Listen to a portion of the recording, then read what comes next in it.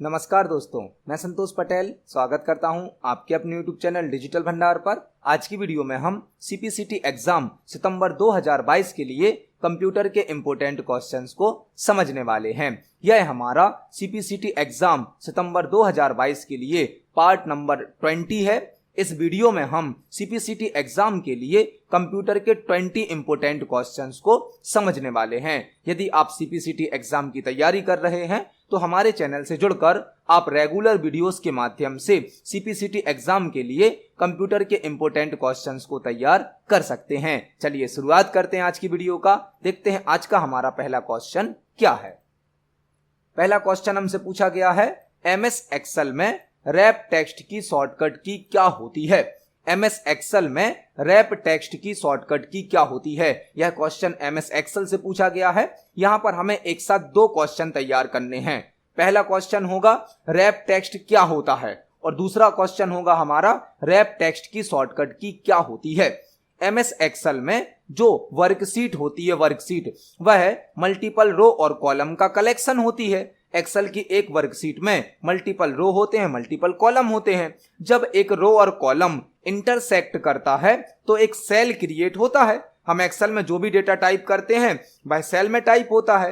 एक सेल में केवल सिंगल लाइन का डेटा, सिंगल लाइन का टेक्स्ट टाइप किया जा सकता है। एक्सेल के सेल में केवल सिंगल लाइन का डेटा टाइप होता है। आप बाय डिफॉल्ट मल्टीपल लाइन का डेटा या मल्टीपल लाइन का टेक्स्ट टाइप नहीं कर सकते हैं।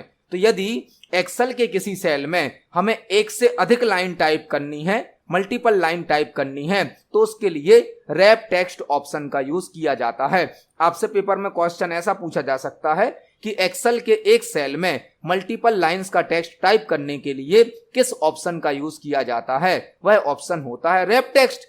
अब हमें इसकी शॉर्टकट की पता करनी है, तो रैप टेक्स्ट की शॉर्टकट की होती है alt plus enter. Alt plus enter wrap text की शॉर्टकट की होती है और रैप टेक्स्ट के द्वारा हम एक सेल में मल्टीपल लाइन का टेक्स्ट टाइप कर सकते हैं। तो इस क्वेश्चन का सही आंसर होगा ऑप्शन नंबर सी। इस क्वेश्चन को हम एक्सेल सॉफ्टवेयर पर प्रैक्टिकली समझने वाले हैं।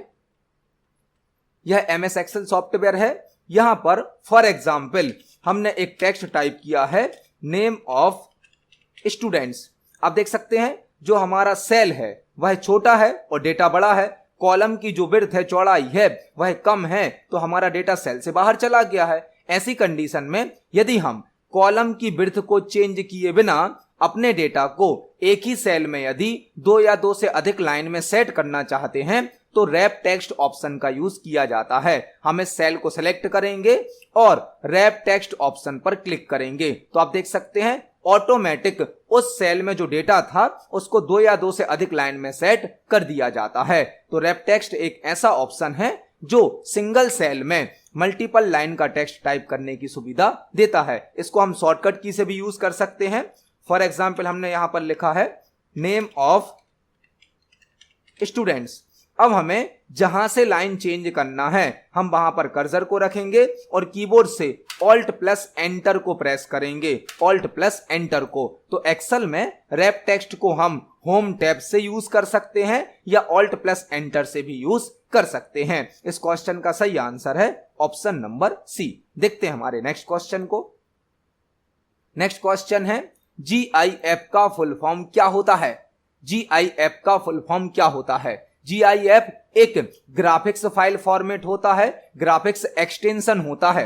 GIF एक ग्राफिक्स फाइल फॉर्मेट होता है, एक ग्राफिक्स फाइल का एक्सटेंशन होता है जिसका फुल फॉर्म होता है graphics interchange format. Graphics interchange format आपने देखा होगा GIF जो कि एक स्मॉल साइज का एनिमेशन होता है। सोशल मीडिया पर GIF का यूज बहुत अधिक किया जाता है। जब आपको कोई GIF प्राप्त होता है, रिसीव होता है और आप उस पर क्लिक करते हैं तो GIF एक एनिमेशन के रूप में प्ले हो जाता है और GIF का फुल फॉर्म होता है ग्राफिक्स इंटरचेंज फॉर्मेट। तो इस क्वेश्चन का सही आंसर होगा ऑप्शन नंबर बी। GIF एक ग्राफिक्स फाइल फॉर्मेट है, ग्राफिक्स का एक्सटेंशन होता है जिसका फुल फॉर्म होता है ग्राफिक्स इंटरचेंज फॉर्मेट। देखते हैं हमारे नेक्स्ट क्वेश्चन को। नेक्स्ट क्वेश्चन है निम्न में से किस लैंग्वेज में नेमोनिक कोड का उपयोग किया जाता है। निम्न में से किस लैंग्वेज में नेमोनिक कोड का यूज किया जाता है। यहां पर नेमोनिक की स्पेलिंग एम से स्टार्ट होती है लेकिन एम साइलेंट होता है, इसे कहा जाता है नेमोनिक कोड। हमसे पूछा गया है निम्न में से किस लैंग्वेज में नेमोनिक कोड का उपयोग किया जाता है। नेमोनिक कोड, जो नेमोनिक कोड है वह असेंबली लैंग्वेज में यूज किए जाते हैं। असेंबली लैंग्वेज में, असेंबली लैंग्वेज जो है यह सेकंड जनरेशन की प्रोग्रामिंग लैंग्वेज है। सेकंड जनरेशन की प्रोग्रामिंग लैंग्वेज है और इसमें बाइनरी नंबर के स्थान पर कुछ शॉर्ट फॉर्म यूज किए जाते थे, उन शॉर्ट फॉर्म को बोला जाता है नेमोनिक कोड। फर्स्ट जनरेशन के कंप्यूटर में बाइनरी लैंग्वेज का, मशीन लैंग्वेज का यूज होता था। सेकंड जनरेशन के कंप्यूटर में असेंबली लैंग्वेज का यूज किया जाने लगा, जिसमें बाइनरी नंबर के स्थान पर नेमोनिक कोड यूज होने लगे और नेमोनिक कोड कुछ शॉर्ट फॉर्म होते थे। फॉर एग्जाम्पल, हमें एडिशन करना है तो हम ऐड लिख सकते थे, हमें सब्ट्रैक्शन करना है तो हम सब लिख सकते थे। इस प्रकार के शॉर्ट फॉर्म कहलाते हैं नेमोनिक कोड, जो कि असेंबली लैंग्वेज में यूज किए जाते हैं और यह एक सेकंड जनरेशन की प्रोग्रामिंग लैंग्वेज है। तो इस क्वेश्चन का सही आंसर होगा option number B, mnemonic code का यूज असेंबली लैंग्वेज में किया जाता है। देखते हैं हमारे नेक्स्ट क्वेश्चन को। नेक्स्ट क्वेश्चन है डीबीएमएस में डीडीएल का फुल फॉर्म क्या होता है। यह क्वेश्चन डीबीएमएस से लिया गया है। डीबीएमएस में डीडीएल का फुल फॉर्म क्या होता है। यहां पर आपको दो फुल फॉर्म याद करने हैं। डीबीएमएस का फुल फॉर्म होता है database management system. Database management system एक ऐसा सिस्टम, एक ऐसा सॉफ्टवेयर जो डेटाबेस को बनाने की, उसको मैनेज करने की, उस पर ऑपरेशन परफॉर्म करने की सुविधा देता है, वह कहलाते हैं डीबीएमएस। जैसे कि MS Access, MySQL, Oracle, यह सभी डीबीएमएस सॉफ्टवेयर होते हैं। अब हमसे पूछा गया है डीबीएमएस में डीडीएल का फुल फॉर्म क्या होता है। तो डीबीएमएस में डीडीएल का full form data definition language होता है। डेटा डेफिनेशन लैंग्वेज, डीबीएमएस में डीडीएल का full form data definition language होता है। तो इस क्वेश्चन का सही आंसर होगा ऑप्शन नंबर डी। देखते हैं हमारे नेक्स्ट क्वेश्चन को। नेक्स्ट क्वेश्चन है फेसबुक को किस ईयर में रिलीज किया गया था। फेसबुक को किस ईयर में रिलीज किया गया था। फेसबुक जो कि एक सोशल नेटवर्किंग साइट है, सोशल नेटवर्किंग ऐप है। फेसबुक एक सोशल नेटवर्किंग साइट है, सोशल नेटवर्किंग ऐप है, जिसे सन 2004 में रिलीज किया गया था, सन 2004 में। तो इस क्वेश्चन का सही आंसर होगा ऑप्शन नंबर ए। देखते हैं हमारे नेक्स्ट क्वेश्चन को। निम्न में से क्या ईमेल एड्रेस का पार्ट नहीं हो सकता है।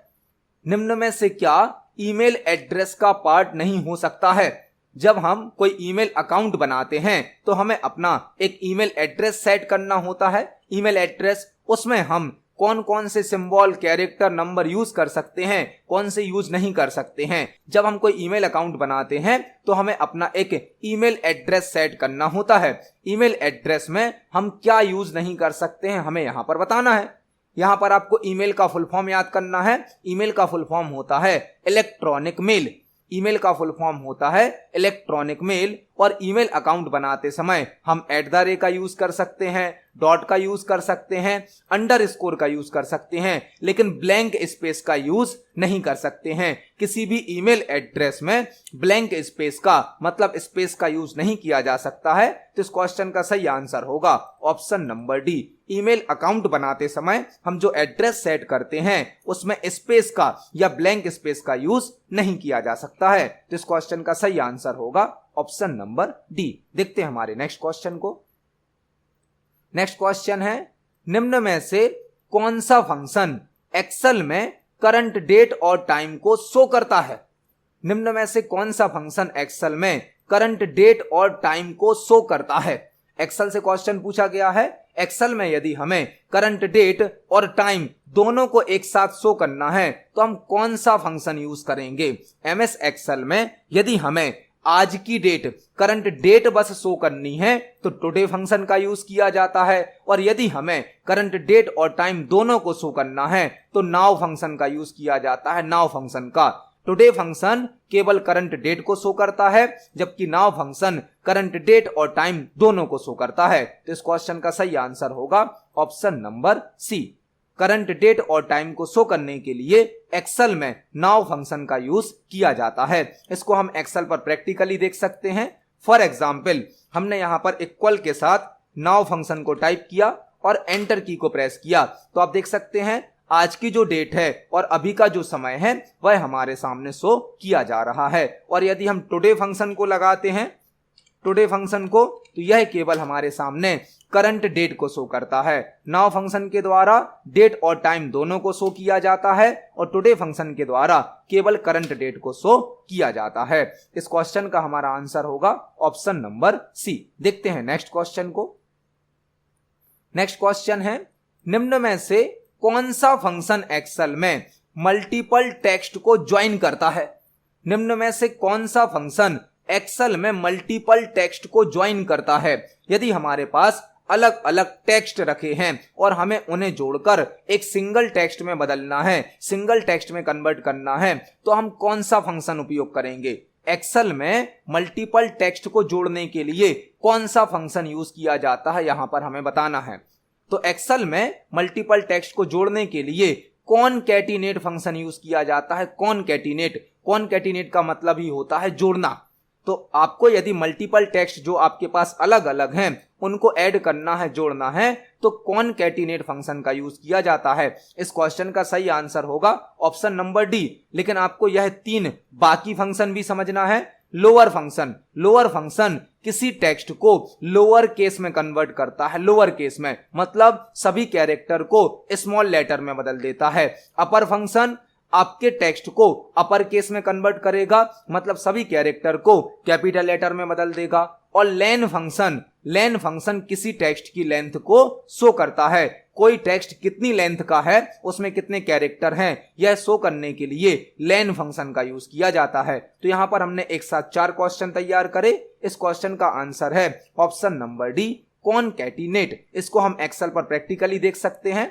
फॉर एग्जाम्पल, हमारे पास एक टेक्स्ट है डिजिटल, एक सेल में हमने लिखा है डिजिटल और दूसरे सेल में हमने लिखा है भंडार। हमारे पास दो अलग अलग टेक्स्ट हैं, एक टेक्स्ट है डिजिटल, दूसरा टेक्स्ट है भंडार। हमें दोनों को जोड़कर एक टेक्स्ट बनाना है डिजिटल भंडार। तो इसके लिए हम इक्वल को लगाएंगे, जो हमारा फंक्शन है कॉनकैटिनेट, इसको लगाएंगे। पहला टेक्स्ट हमें देना है जो कि हमारा रखा है D22 सेल में। इसके बाद हम कामा लगाएंगे। दूसरा टेक्स्ट हमारा रखा है E22 सेल में। ब्रैकेट को क्लोज करेंगे और एंटर की को प्रेस करेंगे। आप देख सकते हैं दो अलग अलग टेक्स्ट को मिलाकर एक सिंगल टेक्स्ट में बदल दिया गया है कॉनकैटिनेट फंक्शन के द्वारा। कॉनकैटिनेट फंक्शन जो कि मल्टीपल टेक्स्ट को ज्वाइन करने के लिए यूज किया जाता है। यह काम आप कॉनकैटिनेट ऑपरेटर के द्वारा भी कर सकते हैं। कॉनकैटिनेट ऑपरेटर, हमने इक्वल लगाया, पहला टेक्स्ट रखा है हमारा D22 में, इसके बाद हमने कॉनकैटिनेट ऑपरेटर को लगाया और सेकंड टेक्स्ट का एड्रेस दे दिया।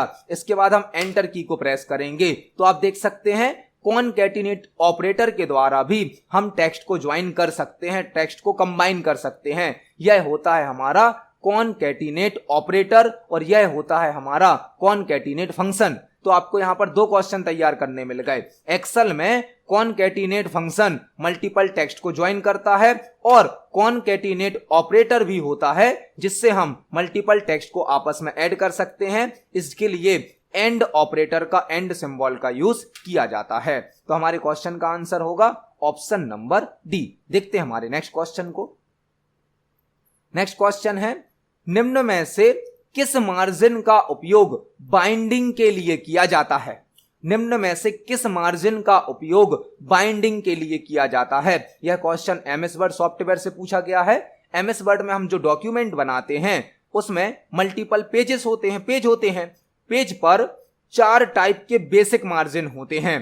पेज पर 4 टाइप्स के बेसिक मार्जिन होते हैं। यह कहलाता है टॉप मार्जिन, यह कहलाता है बॉटम मार्जिन, यह होता है लेफ्ट मार्जिन, यह होता है राइट मार्जिन। तो पेज पर 4 प्रकार के बेसिक मार्जिन तो होते हैं, साथ ही साथ हम बाइंडिंग के लिए एक स्पेशल मार्जिन भी यूज करते हैं जिसे कहा जाता है गटर मार्जिन। गटर मार्जिन का यूज पेज की बाइंडिंग कराने के लिए किया जाता है। तो एमएस वर्ड में टोटल 5 प्रकार के मार्जिन होते हैं। 4 तो हमारे बेसिक मार्जिन होते ही हैं, top margin, bottom margin, left margin, right margin, लेकिन एक स्पेशल मार्जिन होता है जिसे कहा जाता है गटर मार्जिन। इसका यूज पेज की बाइंडिंग कराने के लिए किया जाता है और गटर मार्जिन केवल दो पोजीशन पर, दो प्लेस पर दिया जा सकता है, या तो पेज के लेफ्ट साइड पर या पेज के टॉप साइड पर। गटर मार्जिन की दो ही पोजीशन होती हैं, एक तो लेफ्ट और एक टॉप। तो इस क्वेश्चन का सही आंसर होगा ऑप्शन नंबर ए। पेज की बाइंडिंग के लिए गटर मार्जिन का यूज किया जाता है। इस क्वेश्चन को हम एमएस वर्ड सॉफ्टवेयर पर प्रैक्टिकली देख सकते हैं। यह एमएस वर्ड सॉफ्टवेयर है। यदि हम लेआउट टैब में मार्जिन ऑप्शन पर क्लिक करते हैं या पेज सेटअप का डायलॉग बॉक्स ओपन करते हैं तो यहां पर हमें सभी प्रकार के मार्जिन शो किए जाते हैं। आप देख सकते हैं मार्जिन में top margin, bottom margin, left margin, right margin, 4 प्रकार के बेसिक मार्जिन तो हैं, लेकिन एक स्पेशल मार्जिन होता है गटर मार्जिन, जो कि पेज की बाइंडिंग कराने के लिए यूज किया जाता है। आप देख सकते हैं मैंने गटर मार्जिन दिया तो यहां पर हमें बाइंडिंग की डिजाइन शो की जा रही है और गटर की पोजीशन मतलब गटर मार्जिन की जो जगह है वो केवल 2 हो सकती हैं, या तो लेफ्ट साइड पर या फिर टॉप पर। हम गटर मार्जिन को 2 जगह पर सेट कर सकते हैं, पेज में लेफ्ट साइड पर और टॉप साइड पर। तो हमारे इस क्वेश्चन का आंसर होगा ऑप्शन नंबर ए। देखते हैं हमारे नेक्स्ट क्वेश्चन को। नेक्स्ट क्वेश्चन है, पावर पॉइंट में सभी स्लाइड्स को सिलेक्ट करने के लिए किस शॉर्टकट की का उपयोग किया जाता है। यह क्वेश्चन पावर पॉइंट सॉफ्टवेयर से लिया गया है। पावर पॉइंट जो कि एक प्रेजेंटेशन सॉफ्टवेयर होता है, पावर पॉइंट का यूज प्रेजेंटेशन बनाने के लिए किया जाता है। अभी हम आपको यह जो क्वेश्चन बता रहे हैं, समझा रहे हैं, यह भी एक पावर पॉइंट प्रेजेंटेशन के माध्यम से किया जा रहा है। हमने यहाँ पर एक पावर पॉइंट प्रेजेंटेशन बनाया है जिसमें हमने यह सभी क्वेश्चन टाइप करे हैं। तो पावर पॉइंट एक प्रेजेंटेशन सॉफ्टवेयर है जो हमें प्रेजेंटेशन बनाने की सुविधा देता है। पावर पॉइंट में यूज होने वाले पेज को स्लाइड कहा जाता है। पावर पॉइंट का जो पेज होता है उसे स्लाइड कहा जाता है। एक प्रेजेंटेशन में मल्टीपल स्लाइड यूज की जाती हैं। एक प्रेजेंटेशन में मल्टीपल स्लाइड यूज की जाती हैं। हमसे पूछा गया है यदि हमें सभी स्लाइड को एक साथ सिलेक्ट करना है तो हम कौन सी शॉर्टकट की यूज करेंगे। सभी स्लाइड को एक साथ सिलेक्ट करना मतलब सिलेक्ट ऑल। यह शॉर्टकट की आपने वर्ड में भी यूज करी है, एक्सेल में भी यूज करी है और अब हमसे पावर पॉइंट में पूछी गई है। सिलेक्ट ऑल मतलब कंट्रोल+A। कंट्रोल+A सिलेक्ट ऑल की शॉर्टकट की होती है जो कि एमएस वर्ड, एक्सेल और पावर पॉइंट तीनों सॉफ्टवेयर में यूज की जाती है। कंट्रोल M से न्यू स्लाइड को ऐड किया जाता है। पावर पॉइंट में कंट्रोल M से न्यू स्लाइड को ऐड किया जाता है। कंट्रोल N से न्यू प्रेजेंटेशन को बनाया जाता है और कंट्रोल O से बनी बनाई प्रेजेंटेशन को, पहले से बनी हुई प्रेजेंटेशन को ओपन किया जा सकता है। तो यहां पर हमने एक साथ 4 क्वेश्चन तैयार करे। इस क्वेश्चन का सही आंसर है ऑप्शन नंबर ए। देखते हैं हमारे नेक्स्ट क्वेश्चन को।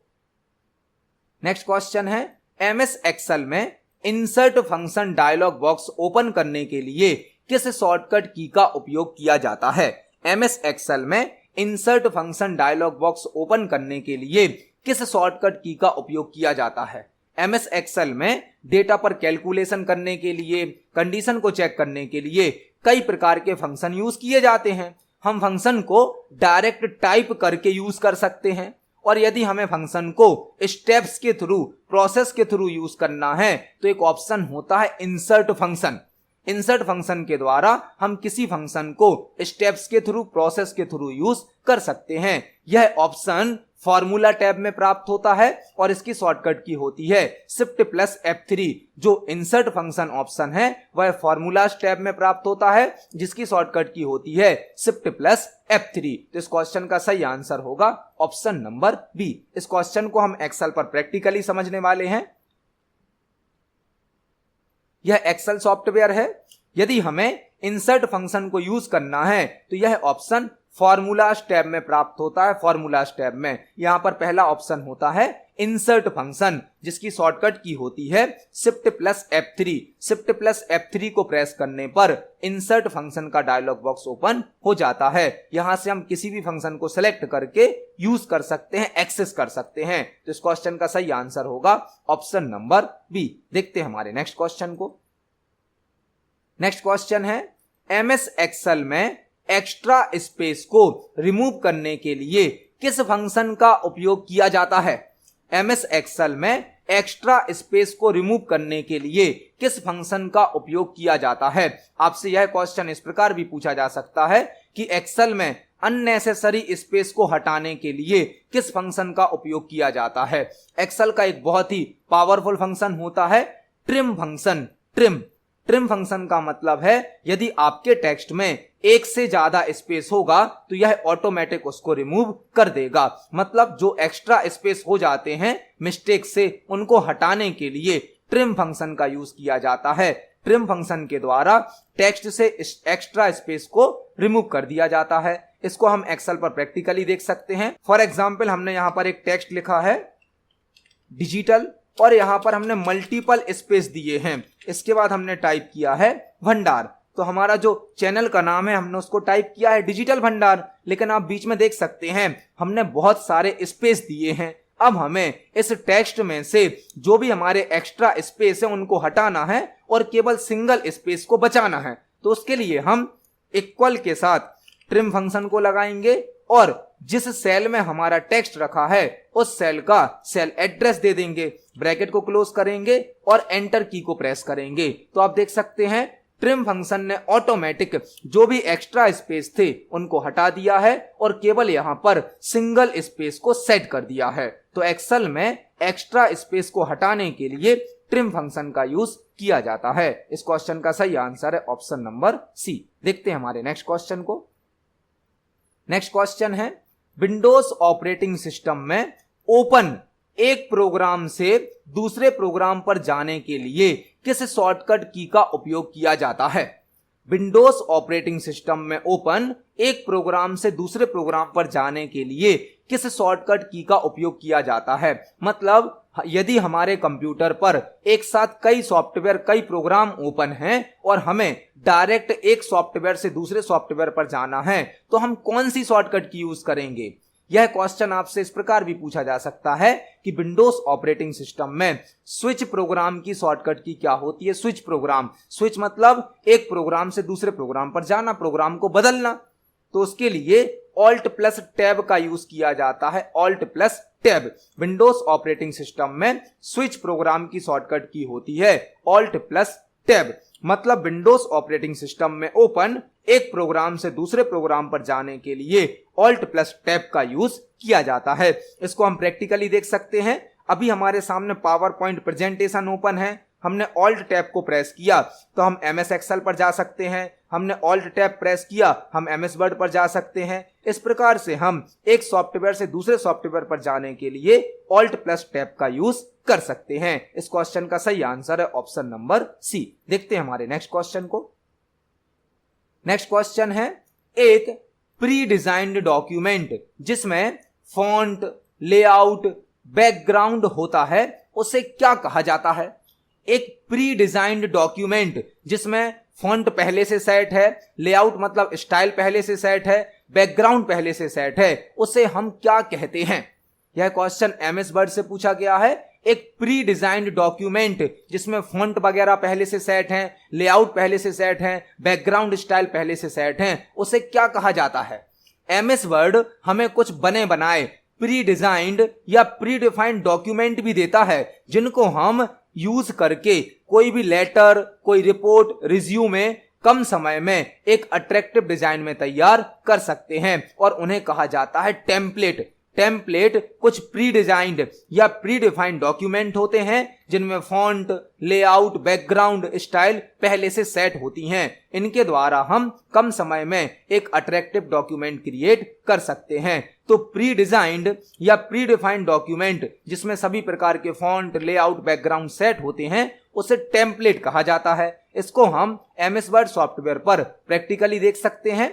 जब हम MS वर्ड में एक नई फाइल तैयार करते हैं तो यहां पर हमें अलग अलग टाइप के टेम्पलेट दिए जाते हैं। बाय डिफॉल्ट हम सिलेक्ट करते हैं ब्लैंक डॉक्यूमेंट, लेकिन यदि आपको कोई पहले से बनी हुई स्टाइल का डॉक्यूमेंट यूज करना है तो MS वर्ड आपको मल्टीपल टाइप के टेम्पलेट प्रोवाइड करता है जिनमें फॉन्ट, लेआउट, बैकग्राउंड, कलर पहले से सेट होते हैं। इनको एक्सेस करके आप कम समय में कोई डॉक्यूमेंट, कोई लेटर, कोई रिपोर्ट तैयार कर सकते हैं। फॉर एग्जाम्पल हमें अपना एक रिज्यूमे तैयार करना है तो हम यहाँ से एक टेम्पलेट को सिलेक्ट करेंगे तो हमारे सामने एक बना बनाया रिज्यूमे का फॉर्मेट आ जाएगा, जिसमें हम अपनी इंफॉर्मेशन को एडिट करके कम समय में एक अट्रैक्टिव डॉक्यूमेंट तैयार कर सकते हैं। यह होता है टेम्पलेट। तो इस क्वेश्चन का सही आंसर होगा option number C. Pre designed या प्री डिफाइंड डॉक्यूमेंट को टेम्पलेट कहा जाता है। देखते हैं हमारे नेक्स्ट क्वेश्चन को। नेक्स्ट क्वेश्चन है, कंप्यूटर नेटवर्क में पैरिटी बिट का उपयोग ब्लैंक के लिए किया जाता है। कंप्यूटर नेटवर्क में पैरिटी बिट का उपयोग ब्लैंक के लिए किया जाता है। कंप्यूटर नेटवर्क में पैरिटी बिट का यूज क्यों किया जाता है, हमें यहां पर बताना है। पैरिटी बिट कुछ बाइनरी डेटा होता है जिसे ओरिजिनल डेटा में ऐड किया जाता है। पैरिटी बिट कुछ एडिशनल या एक्स्ट्रा डेटा होता है जिसे ओरिजिनल डेटा में ऐड किया जाता है। जब हम नेटवर्क में कोई डेटा ट्रांसफर करते हैं तो वह 0-1 के फॉर्मेट में होता है। 0-1 के फॉर्मेट में यदि इस डेटा में कोई गलती हो जाती है, कोई एरर आ जाती है, तो उस एरर को डिटेक्ट करने के लिए, एरर को फाइंड करने के लिए पैरिटी बिट का यूज किया जाता है। मतलब बाइनरी डेटा में आने वाली एरर्स को फाइंड करने के लिए, डिटेक्ट करने के लिए पैरिटी बिट का यूज किया जाता है। तो इस क्वेश्चन का सही आंसर होगा option number D. Error detection के लिए पैरिटी बिट का यूज किया जाता है। इस क्वेश्चन का सही आंसर है ऑप्शन नंबर डी। देखते हैं हमारे नेक्स्ट क्वेश्चन को। नेक्स्ट क्वेश्चन है, निम्न में से कौन सा प्रोटोकॉल रिमोट लॉगिन की सर्विस प्रोवाइड करता है?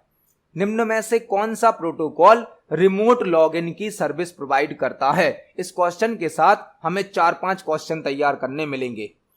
पहले हमें यह समझना होगा कि प्रोटोकॉल क्या होता है। प्रोटोकॉल मल्टीपल रूल्स का एक सेट होता है। Protocol multiple rules and regulation का ग्रुप होता है। किसी नेटवर्क में सही तरीके से कम्युनिकेशन करने के लिए, प्रॉपर कम्युनिकेशन करने के लिए कुछ रूल्स यूज किए जाते हैं जिन्हें कहा जाता है प्रोटोकॉल। प्रोटोकॉल क्या होते हैं? मल्टीपल रूल्स का कलेक्शन या ग्रुप। अब हमसे पूछा गया है कौन सा प्रोटोकॉल रिमोट लॉगिन की सुविधा देता है? Remote login. अब हमें समझना होगा रिमोट लॉगिन क्या होता है। रिमोट लॉगिन का मतलब है, फॉर एग्जाम्पल, यह हमारा कंप्यूटर है जो कि अभी हमारे पास है, और यह आपका कंप्यूटर है जो अभी आपके पास है।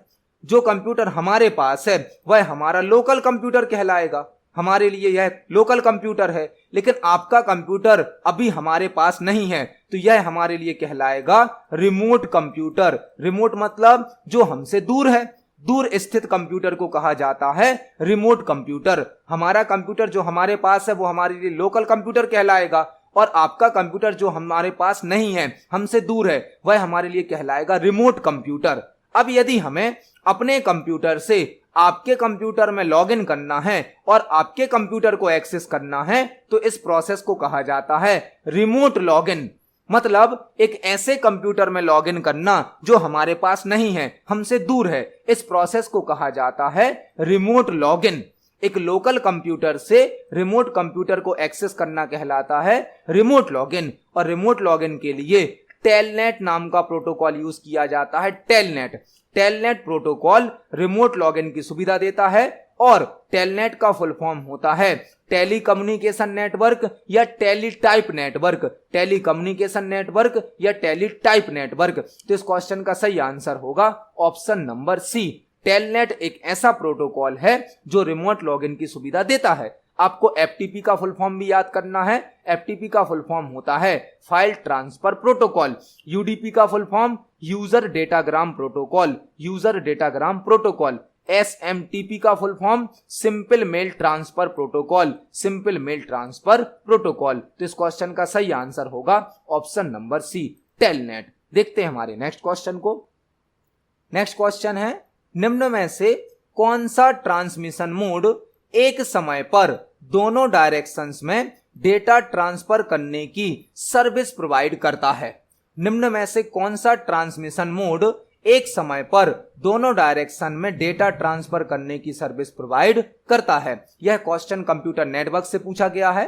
कंप्यूटर नेटवर्क में 3 प्रकार के ट्रांसमिशन मोड यूज किए जाते हैं। 3 प्रकार के कंप्यूटर नेटवर्क में 3 प्रकार के ट्रांसमिशन मोड यूज किए जाते हैं। पहला होता है सिंप्लेक्स, जिसमें सेंडर केवल डेटा को सेंड करता है और रिसीवर केवल डेटा को रिसीव करता है। यह एक वन वे कम्युनिकेशन होता है, यह एक वन वे ट्रांसमिशन मोड होता है जिसमें केवल एक ही दिशा में डेटा को ट्रांसफर किया जाता है। सेंडर केवल डेटा को सेंड करता है और रिसीवर केवल डेटा को रिसीव करता है। यह होता है सिंप्लेक्स। दूसरा ट्रांसमिशन मोड होता है हाफ डुप्लेक्स। हाफ डुप्लेक्स जिसमें जब सेंडर डेटा को सेंड करेगा तो रिसीवर रिसीव करेगा और जब रिसीवर सेंड करेगा तो उसको सेंडर रिसीव करने लगेगा। मतलब एक समय पर या तो सेंडर डेटा को सेंड करेगा या फिर रिसीवर डेटा को सेंड करेगा, लेकिन दोनों एक साथ डेटा को सेंड नहीं कर सकते हैं। मतलब हाफ डुप्लेक्स में सेंडर रिसीवर भी बन सकता है और रिसीवर सेंडर भी बन सकता है, लेकिन दोनों एक साथ सेंडर रिसीवर नहीं बन सकते हैं। जब यह सेंडर होगा तो यह रिसीवर होगा, जब यह रिसीवर बनेगा तो यह सेंडर बन जाएगा। और तीसरा होता है फुल डुप्लेक्स। फुल डुप्लेक्स में सेंडर और रिसीवर एक ही समय पर एक साथ डेटा को सेंड भी कर सकते हैं, एक साथ डेटा को रिसीव भी कर सकते हैं। मतलब एक ही समय पर दोनों दिशाओं में डेटा का ट्रांसमिशन किया जा सकता है। यही हमसे पूछा गया था, निम्न में से कौन सा ट्रांसमिशन मोड एक समय पर दोनों डायरेक्शन में डेटा ट्रांसफर करने की सुविधा प्रदान करता है? वह होता है फुल डुप्लेक्स, जिसमें at a time both direction में दोनों दिशाओं में डेटा का आदान प्रदान किया जा सकता है। तो इस क्वेश्चन का सही आंसर होगा option number C, full duplex. देखते हैं हमारे नेक्स्ट क्वेश्चन को। नेक्स्ट क्वेश्चन है, डॉक्यूमेंट में फॉर्मेटिंग को कॉपी पेस्ट करने के लिए किस ऑप्शन का उपयोग किया जाता है? डॉक्यूमेंट में फॉर्मेटिंग को कॉपी पेस्ट करने के लिए किस ऑप्शन का उपयोग किया जाता है? एमएस वर्ड से लिया गया क्वेश्चन है। यदि हमें एमएस वर्ड में एक टेक्स्ट से फॉर्मेटिंग को कॉपी करना है और दूसरे टेक्स्ट पर यदि पेस्ट करना है तो हम कौन सा ऑप्शन यूज करेंगे? मतलब डॉक्यूमेंट में यदि हमें एक समान फॉर्मेटिंग कई जगह पर यूज करनी है तो कौन सा ऑप्शन यूज किया जाएगा? उसके लिए फॉर्मेट पेंटर का यूज किया जाता है। फॉर्मेट पेंटर एक ऐसा फीचर है जो एक जगह से फॉर्मेटिंग को कॉपी करता है और दूसरी जगह पर उसको पेस्ट कर देता है। तो इस क्वेश्चन का सही आंसर होगा option number C, format painter. यहां पर आपको दो क्वेश्चन और तैयार करने हैं। यदि हमें फॉर्मेटिंग को कॉपी करना है तो उसकी शॉर्टकट की क्या होगी? फॉर्मेटिंग को कॉपी करने के लिए कंट्रोल शिफ्ट सी का यूज किया जाता है।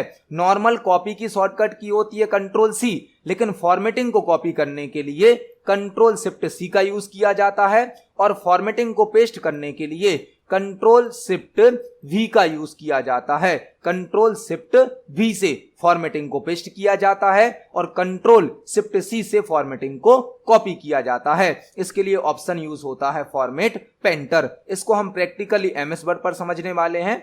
एमएस वर्ड में हमने एक डॉक्यूमेंट बनाया है। आप देख सकते हैं पहले पैराग्राफ पर हमने कुछ फॉर्मेटिंग यूज करी है। अब यही फॉर्मेटिंग यदि हमें नीचे वाले पैराग्राफ पर अप्लाई करनी है तो हम फॉर्मेटेड टेक्स्ट को सिलेक्ट करेंगे। मतलब जहां से फॉर्मेटिंग को कॉपी करना है उस टेक्स्ट को सिलेक्ट करेंगे।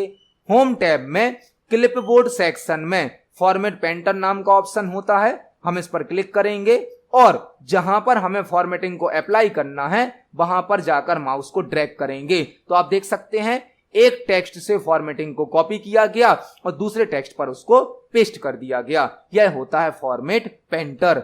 इस क्वेश्चन का सही आंसर है ऑप्शन नंबर सी। देखते हैं हमारे नेक्स्ट क्वेश्चन को। नेक्स्ट क्वेश्चन है, हेक्साडेसिमल नंबर सिस्टम का बेस क्या होता है? हेक्साडेसिमल नंबर सिस्टम का बेस क्या होता है? यह क्वेश्चन कंप्यूटर नंबर सिस्टम से पूछा गया है। कंप्यूटर नंबर सिस्टम से यदि आप हमारे प्रीवियस वीडियोस को देख रहे हैं तो आपको इस क्वेश्चन का आंसर जरूर पता होगा। कंप्यूटर सिस्टम में 4 प्रकार के नंबर सिस्टम यूज किए जाते हैं। 4 प्रकार के। पहला नंबर सिस्टम होता है बाइनरी जिसका बेस होता है 2। दूसरा होता है ऑक्टल नंबर सिस्टम जिसका बेस होता है 8। तीसरा होता है डेसिमल नंबर सिस्टम जिसका बेस होता है 10 और चौथा और लास्ट होता है हेक्साडेसिमल नंबर सिस्टम जिसका बेस होता है 16। हमसे पूछा गया था हेक्साडेसिमल का, वह होता है 16। तो इस क्वेश्चन का सही आंसर होगा option number A. Hexadecimal number system का बेस 16 होता है। बाइनरी का 2 होता है, ऑक्टल का 8 होता है, डेसिमल का 10 होता है और हेक्साडेसिमल नंबर सिस्टम का 16 होता है। तो इस क्वेश्चन का सही आंसर है ऑप्शन नंबर ए। आज की वीडियो में हमने सीपीसीटी एग्जाम के लिए कंप्यूटर के 20 इंपोर्टेंट क्वेश्चंस को समझा है। आप सभी क्वेश्चंस को पढ़ें, समझें। यदि आपका कोई क्वेश्चन है, कोई डाउट है तो कमेंट सेक्शन में जरूर पूछिए। वीडियो पसंद आती है तो वीडियो को लाइक करें, ज्यादा से ज्यादा शेयर करें। मिलते हैं अगली वीडियो में। धन्यवाद।